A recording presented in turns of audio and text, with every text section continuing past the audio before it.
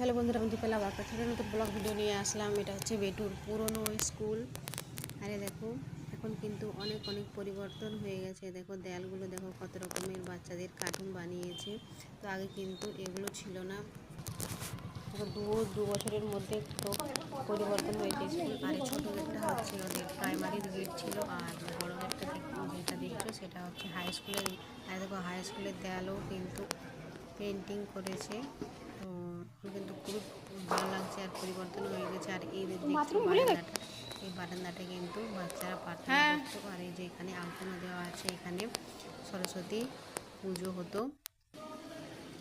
আরে দেখো, এখন ছুটির সময় হয়ে গেছে। আজ কিন্তু খুবই রোদ্দুর ছিল, আর কয়েক মুহূর্ত করে ছুটি হয়ে যাবে। দেখো ছুটি হয়ে গেছে, আর বাচ্চারা বেরোতে শুরু করেছে। একটু বেরিয়ে যাবে।